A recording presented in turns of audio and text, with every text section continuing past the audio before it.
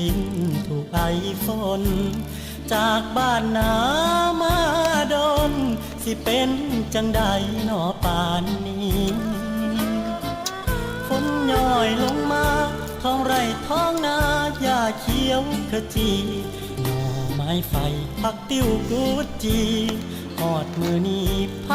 สิสนใจหน่อแนวอีสาน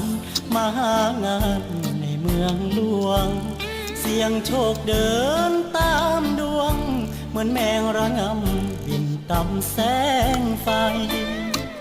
บางก็โชคดีมีงานทำได้เงินกลับไปบางคนสู้จนแพ้พ่ายเมื่อบ่ได้อยู่ไม่มีหวังคือภาพที่เห็นจากพี่น้องบ้านเฮาเหมือนหนังขายยาเรื่องเศร้าฉายภาพเก่าซ้ำเดิมอีกครั้งคอยก็หนึ่งคนที่ติดหวังวนเหมือนปลาลงวัง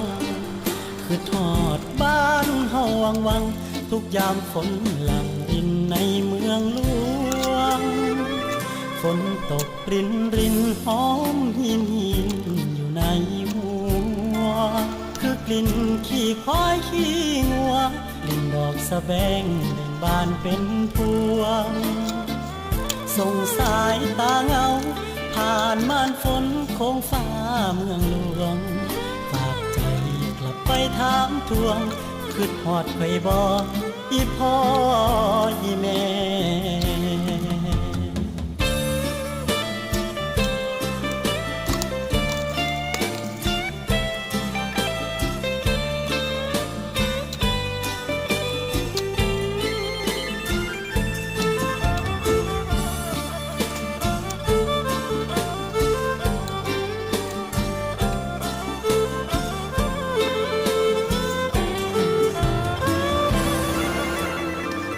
ฝนตกรินหอมหินอยู่ในหัวคือกลิ่นขี้ควายขี้งัวกลิ่นดอกสะแบงเบ่งบานเป็นพวงส่งสายตาเงาผ่านม่านฝนโค้งฟ้าเมืองหลวงฝากใจกลับไปถามทวงคิดฮอดไข่บ่อีพ่ออีแม่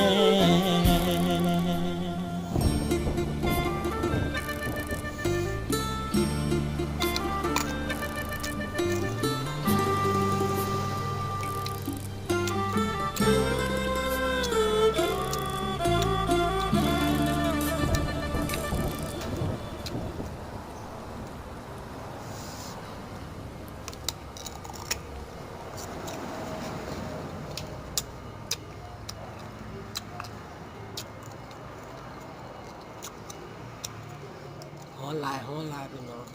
แกฮ้อนหากันนอนตื่น